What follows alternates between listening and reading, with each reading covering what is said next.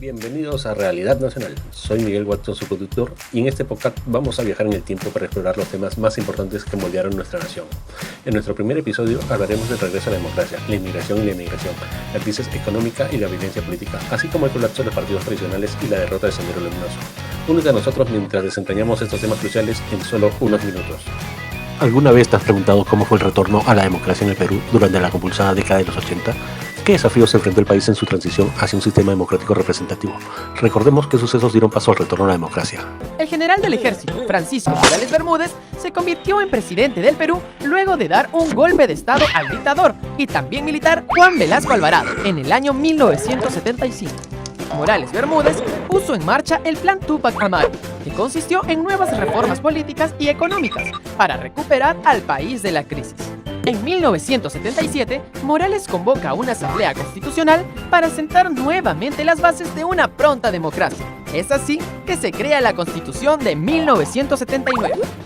En 1880 se convoca elecciones generales y sale elegido por segunda vez Fernando Belaúnde Terry, quien tendría un trabajo muy arduo debido a la crisis social y económica que dejó la dictadura anterior. Finalmente, entre los principales retos que debió afrontar el gobierno de Belaúnde fueron la deuda de los países latinoamericanos en 1882, el fenómeno del Niño en 1883 y el terrorismo durante la década de los 80. El retorno de la democracia en el Perú durante los años 80 marcó un hito crucial en la historia política y social del país. Tras un periodo de regímenes autoritarios, el restablecimiento de un sistema democrático representativo trajo consigo esperanzas de estabilidad, desarrollo y justicia para la nación. Fue un periodo de profundos cambios y desafíos en el que la nación tuvo que confrontar su historia, su presente y su rol en un mundo en contraste de transformación. El proceso de transición democrática estuvo marcado por logros significativos, pero también por dificultades que en muchos aspectos aún resuenan en la realidad política y social del Perú actual. La década de los 80 en América Latina se conoció como la década perdida, debido a una serie de circunstancias desfavorables que afectaron profundamente la región. En el caso de Perú, esta denominación también se aplica debido a la combinación de crisis económica y violencia política que se caracterizó en este periodo. A continuación, escuchemos la nota de archivo de Canal N sobre la crisis económica y violencia política en el Perú. En 1985 se presentó a las elecciones generales el joven aprista Alan García Pérez y salió elegido por una amplia mayoría de votos luego de la renuncia de Alfonso Barrantes. García inició su gobierno con un aumento de salario de empleados y trabajadores y congelando los precios de alimentos y servicios. Para apoyar a los empresarios nacionales, creó el dólar subsidiado, llamado MUC. Además, García decidió pagar la deuda externa con tan solo el 10% de nuestras exportaciones. Esta decisión lo enfrentaría a los organismos financieros internacionales. A pesar de las críticas, la popularidad de García permaneció inalterable durante los 2 primeros años. Pero la política económica de García no tenía un sustento real. La situación de las reservas monetarias y recursos no dieron para mantener un sistema acusado de artificial.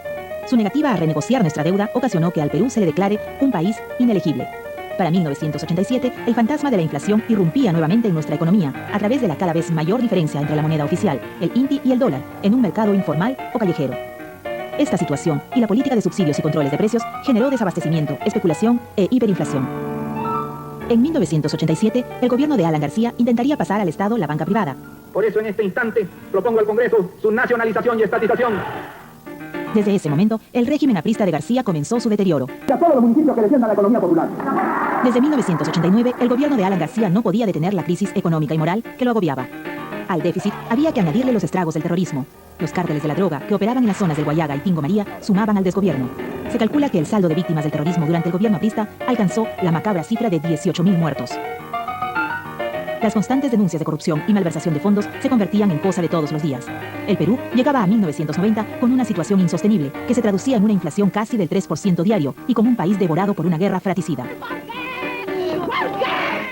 A pesar de las tragedias y las dificultades, el Perú logró emerger de estos tiempos oscuros con una determinación y fortaleza que deberían inspirarnos a trabajar por un futuro más justo, equitativo y pacífico.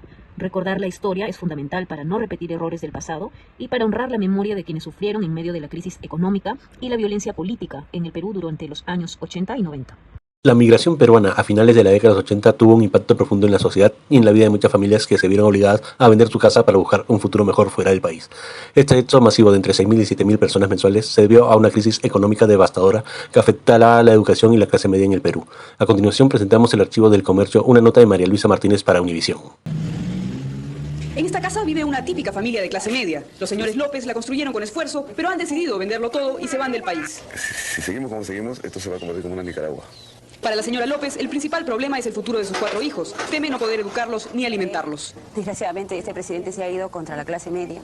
Él cree que lo que la clase media ha conseguido ha sido, ¿qué? ¿Porque le cayó del cielo? No. Esta es la cola de la Oficina de Migraciones. Se calcula que cada mes entre 6.000 y 7.000 personas abandonan el Perú. Desde 1985, cuando asumió el gobierno el presidente Alan García, han salido 110.000 peruanos, 45.000 de los cuales estarían en los Estados Unidos. Muchos de ellos, jóvenes profesionales y estudiantes, a quienes la crisis económica no les augura futuro alguno. Acá la cosa está tan fea que no hay posibilidad de trabajo. Estudiantes como él, terminar una carrera en una universidad estatal es cada vez más difícil. La policía ingresó esta semana a la Universidad de San Marcos buscando a supuestos miembros de Sendero Luminoso y obligó a los alumnos a cantar el himno nacional frente a la bandera peruana, con la que sustituyeron a una de la guerrilla que flameaba desde hacía meses atrás en el patio de entrada. Pero el desgobierno, las alzas que en los últimos 3 meses han sido de hasta 400% y las múltiples caras de la violencia son las que incrementan el éxodo. Estos trabajadores protestan por sus bajos salarios y culpan al gobierno por la desaparición hace un mes de Óscar Delgado, dirigente del Sindicato de Aduanas. Miembros del gobierno aseguran que el supuesto golpe militar es obra de los fabricantes de rumores. En medio de estas circunstancias, la migración se convirtió en una vía de escape frente a las luchas económicas, la violencia y la incertidumbre política. Este periodo histórico nos invita a reflexionar sobre las duras realidades que pueden llevar a las personas a dejar sus hogares en búsqueda de un futuro mejor, y nos recuerda la importancia de trabajar por sociedades más justas y estables, donde las personas no se vean forzadas a abandonar sus raíces en búsqueda de seguridad y oportunidades. Ahora hablemos del colapso de los partidos tradicionales y la derrota de Sendero Luminoso. ¿Cómo llegó Alberto Fujimori a ser presidente del Perú? Son inicios de los 90s, diarios chicha, la crisis económica más fuerte de nuestra historia. Sendero Luminoso hacía destrozos. Mientras tanto, Mario Vargas Llosa se encaminaba a ganar las elecciones con casi el 50% de intención de voto. Solo 2 semanas de la primera vuelta, surgió el fenómeno llamado Alberto Fujimori. Hasta ese momento, ni siquiera aparecía en las encuestas. El desconocido candidato no tenía plan de gobierno y ni siquiera había salido de Lima durante toda la campaña. Para llenar su lista de congresistas, incluyó a su jardinero y a su adivina, Madame Carmelí. El propio Fujimori figuraba al mismo tiempo como candidato al Congreso, el cual era su verdadero objetivo. Meses atrás, había intentado entrar como regidor por Lima, en la lista de Jorge del Castillo, pero ahora su popularidad crecía minuto a minuto, especialmente en los barrios marginales y asentamientos humanos. Su estrategia de campaña consistía en pasearse en un tractor, vistiendo poncho y chullo, y repitiendo un eslogan muy pegajoso: honradez, tecnología y trabajo. El presidente saliente, Alan García, vio en el japonés la oportunidad perfecta para salir airoso de las denuncias por corrupción que se venían en su contra, ya que Vargas Llosa había prometido investigar a fondo su gestión.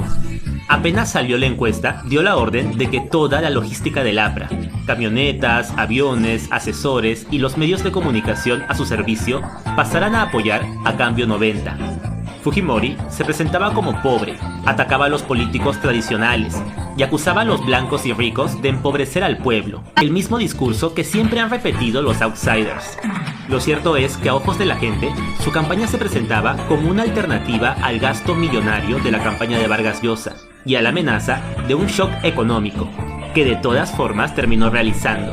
La lata de leche evaporada que hoy costaba en la calle 120.000 intis, costará a partir de mañana 330.000 intis. El resultado fue demoledor para Vargas Llosa, que pensaba ganar en primera vuelta. Se había estancado en un 28% y Fujimori trepó hasta 25%. Inmediatamente se dio cuenta de lo que pasaría en la segunda vuelta. Socialistas, comunistas, el APRA, todos los que estaban en contra del cambio apoyarían a Fujimori para evitar la cárcel.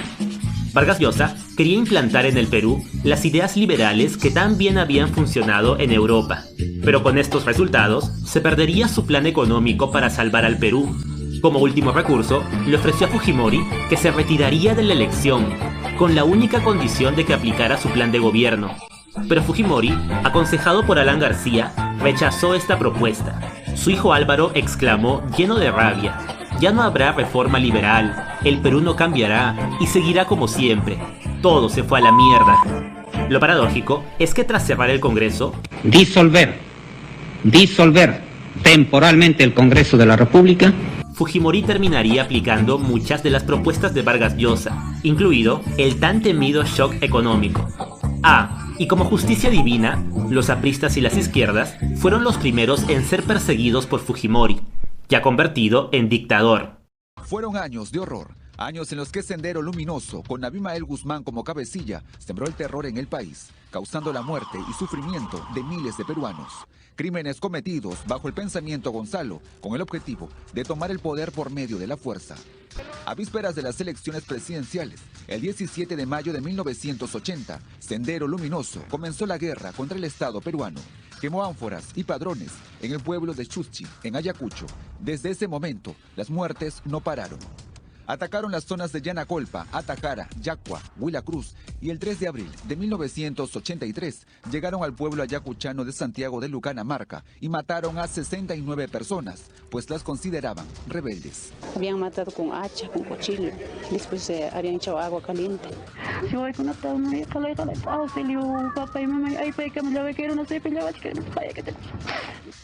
Sendero Luminoso siguió con los ataques y poco a poco fue llegando a la capital.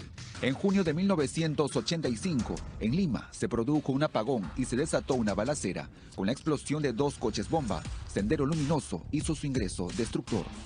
En enero de 1991, hicieron explotar una camioneta en el aeropuerto Jorge Chávez. 2 personas murieron.